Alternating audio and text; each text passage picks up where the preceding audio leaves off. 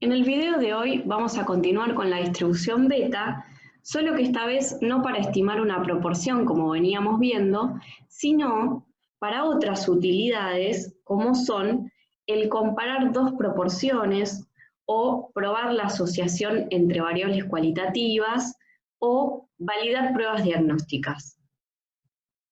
Por empezar, vamos a ver que existe en este caso ya no una beta prior y una beta posterior, sino que existen dos, una beta prior y una beta posterior para la muestra 1 y una beta prior y una beta posterior para la muestra 2. Es decir, hay un proceso de actualización en la muestra 1 y un proceso de actualización en la muestra 2. Para calcular la distribución beta posterior en la muestra 1, vamos a tener parámetros posteriores que se denominan A' sub 1 y B' sub 1. ¿Y cómo se van a obtener? A través del proceso de actualización. A' sub 1 va a ser igual a A prior más los éxitos de la muestra 1. Y B' sub 1 va a ser B prior más los fracasos de la muestra 1. Cuando vamos al contexto de la muestra 2, tenemos que vamos a tener los parámetros A' sub 2 y B' sub 2. Y se calculan como, en el caso de A' sub 2, A prior más los éxitos de la muestra 2. Y B' sub 2 va a ser B prior más los fracasos de la muestra 2.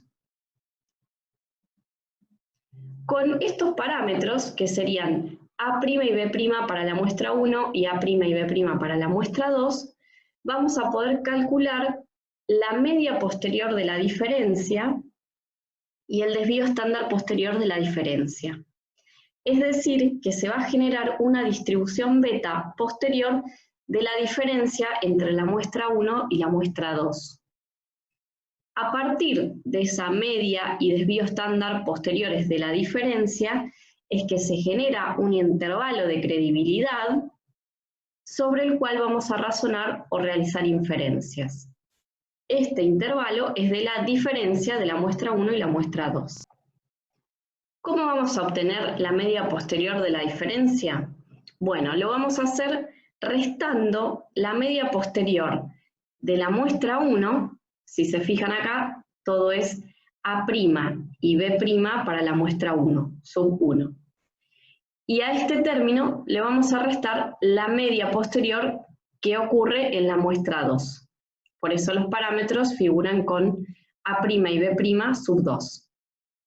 Entonces, la media posterior con los parámetros de la muestra 1 menos la media posterior con los parámetros de la muestra 2.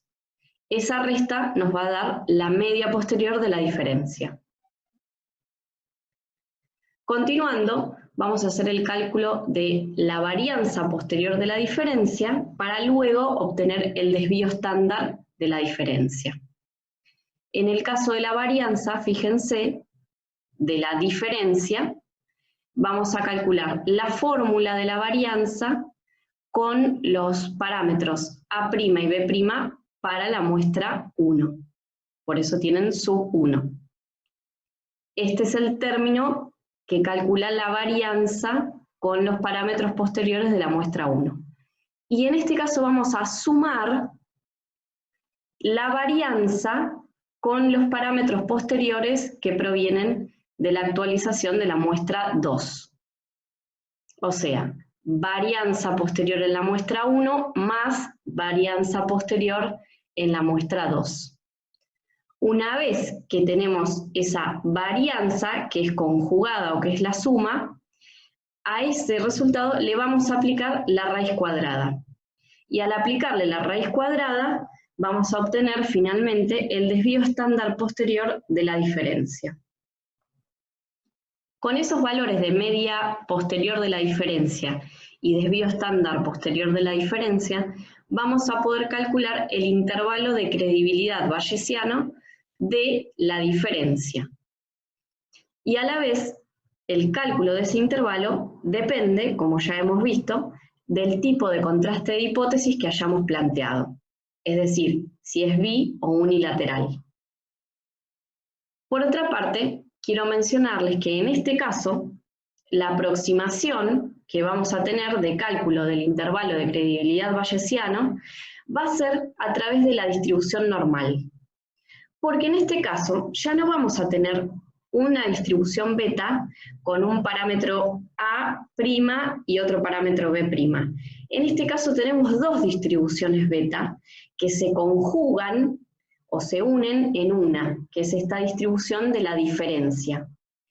Y esa distribución conjugada tiene media y desvío estándar posterior que no se mueven entre 0 y 1 como ocurría cuando tenemos una sola proporción o una sola distribución beta, sino que la diferencia va a oscilar entre menos infinito y más infinito. Ahora, ¿por qué estimar el intervalo de credibilidad bayesiano para la diferencia de estas dos proporciones a través de la curva normal? Bueno, una de las razones principales tiene que ver con el teorema central del límite. Este teorema nos dice que cualquier variable que se comporte de manera aleatoria, que sea la suma de variables independientes y también que se comporten de manera al azar y de tamaño similar, será aproximadamente normal. Otra manera de verlo es que los datos muestrales que provengan de una distribución conjugada serán bien aproximados por una curva normal. Y finalmente podríamos pensarlo como que cualquier variable que se manifieste de manera al azar, que surja como suma de efectos independientes, será aproximadamente normal a pesar de que las distribuciones originales no sean normales. Esto tiene sentido para la situación que estamos viendo porque originalmente tenemos una distribución beta posterior para la muestra 1 y otra distribución beta posterior para la muestra 2. Pero luego se conjugan en una distribución de la diferencia y esa distribución de la diferencia se puede aproximar a través de la distribución normal. Es decir, en su origen eran distribuciones beta, pero conjugadas a través del teorema central del límite podemos aproximarla, esa diferencia, a través de la curva normal estándar.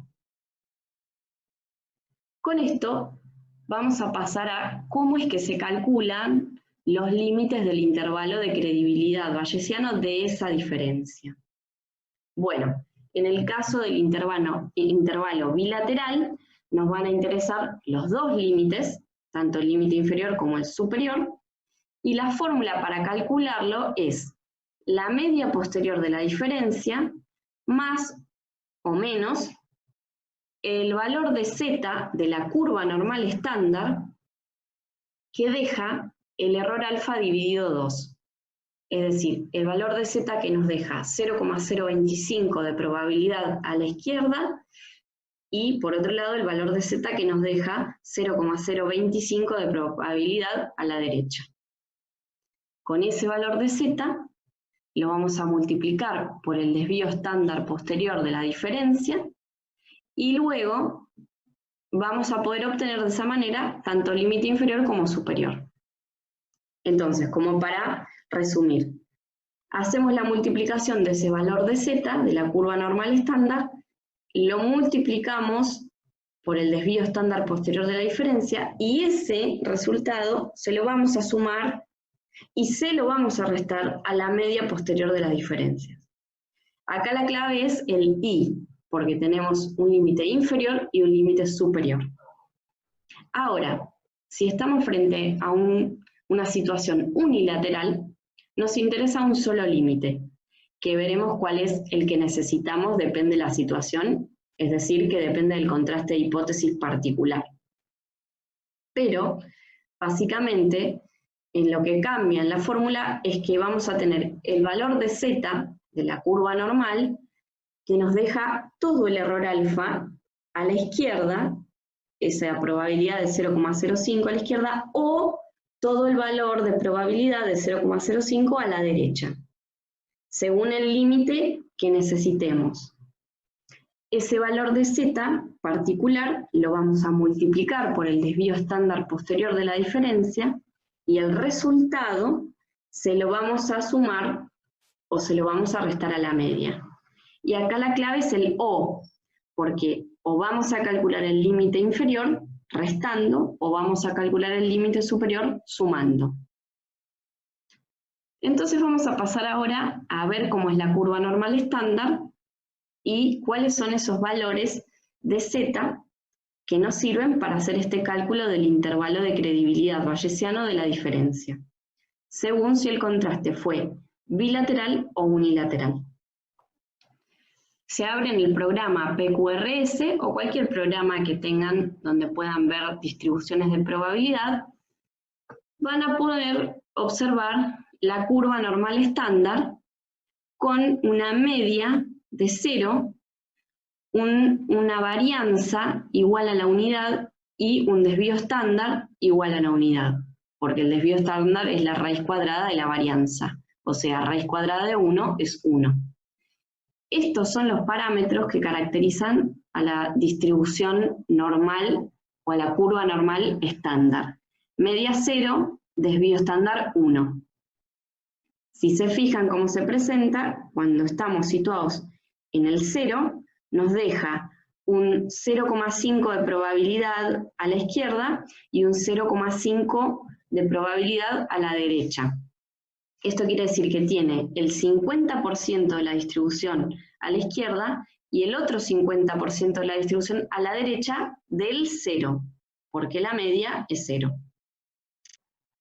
Cuando colocamos en las abscisas, en la parte inferior, la mitad del error alfa, es decir, 0,025, y apretamos Enter, va a aparecer el valor de z que necesitamos, bilateralmente. Ese valor de z que deja la mitad del error alfa a la izquierda es menos 1,96.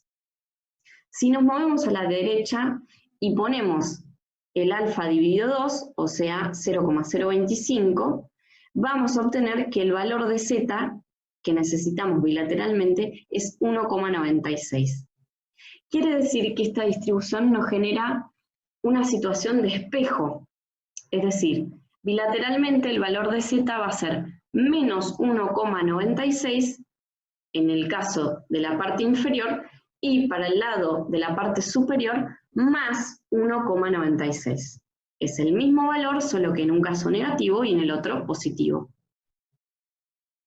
Si lo pensamos unilateralmente, vamos a acumular toda la probabilidad de un solo lado. En el caso izquierdo, colocamos la probabilidad de alfa de 0,05 y vamos a obtener el valor de z que le corresponde unilateralmente. En este caso es menos 1,645.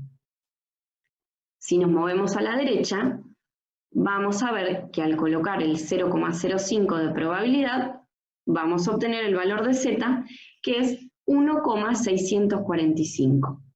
Nuevamente, como un espejo, igual que en la situación bilateral, unilateralmente o vamos a elegir el valor de z menos 1,645 o 1,645, en función de si necesitamos calcular el límite inferior o el límite superior respectivamente. Entonces, volvemos a ver las fórmulas y ahora ya no vemos estos z de alfa dividido 2 o z de alfa completo, sino que vamos a ver para la fórmula bilateral que es media posterior de la diferencia más o menos el valor de 1,96 por el desvío estándar posterior de las diferencias. Y en este caso vamos a hacer la media más ese término y la media menos ese término, para calcular los límites, los dos límites de ese intervalo. En el contraste unilateral cambia el valor de z por 1,645. Y entonces, al multiplicar por el desvío estándar posterior, se lo vamos a restar o se lo vamos a sumar a la media, pero vamos a elegir uno de los dos límites, no los dos, porque si no tendríamos un intervalo de credibilidad del 90%. y no es el caso, es decir, necesitamos o el límite inferior o necesitamos el límite superior. ¿Qué implicaría entonces haber obtenido un intervalo de credibilidad bayesiana de esa diferencia? Indica los límites de la distribución beta posterior conjugada que fueron aproximados a través de la distribución normal y que además corresponden a la diferencia entre la proporción 1 y la proporción 2, o la muestra 1 y la muestra 2. Y a partir de ellos es que se infiere o se razona. Ahora vamos a ver cómo son los contrastes de hipótesis para este caso en particular. Si pensamos en el contraste de hipótesis bilateral, va a haber una hipótesis nula que nos va a decir que la media posterior de la diferencia no difiere de 0, y una hipótesis alternativa que nos dice que la media posterior de la diferencia es distinta de 0. Y esto tiene que ver con que la media posterior de la diferencia no es más que la resta entre la media posterior de la muestra 1 y la media posterior de la muestra 2. Entonces, si esa media posterior de la diferencia es igual a 0, implica que las medias posteriores de la muestra 1 y la muestra 2 son iguales, o no difieren entre sí. Otra manera de verlo sería pensar en una hipótesis nula que diga que la media posterior de la muestra 1 es igual o no difiere de la media posterior en la muestra 2. Mientras que la hipótesis alternativa nos va a decir que la media posterior en la muestra 1 es distinta de la media posterior en la muestra 2. Ambos contrastes hablan de lo mismo, pero se expresan de maneras distintas. Ahora me voy a enfocar en los contrastes de hipótesis unilaterales. Primero les voy a hablar sobre el unilateral menor. En el contraste de hipótesis unilateral menor tenemos una hipótesis nula que dice que la media posterior de la diferencia es igual o mayor que 0, mientras que la alternativa habla de que la media posterior de la diferencia es menor que 0. Otra manera de verlo es hipótesis nula que dice que la media posterior en la muestra 1 es igual o mayor que la media posterior en la muestra 2, versus una hipótesis alternativa que nos dice que la media posterior en la muestra 1 es menor que la media posterior en la muestra 2. El contraste de hipótesis unilateral mayor sería el siguiente. Fíjense que tenemos la hipótesis nula que nos dice que la media posterior de la diferencia es igual o menor que 0, versus una alternativa que nos dice que esa media posterior de la diferencia es mayor que 0. Visto de la manera alternativa, sería hipótesis nula, donde nos menciona que la media posterior de la muestra 1 es igual o menor que la media posterior de la muestra 2. Y la alternativa nos dice que la media posterior de la muestra 1 es mayor que la media posterior de la muestra 2. Con esto vamos a empezar a hacer la reflexión de cómo vamos a tomar una decisión estadística en el contraste bilateral y en el unilateral. En relación al contraste bilateral, vamos a hacer el siguiente razonamiento. Vamos a pensar si el 0, que sería ese parámetro que estamos considerando porque estamos haciendo un contraste donde decimos si la diferencia es similar o es distinta de 0. Entonces, el 0 ¿queda incluido en el intervalo de credibilidad bayesiano bilateral? Si la respuesta es sí, la decisión va a ser no rechazar la hipótesis nula.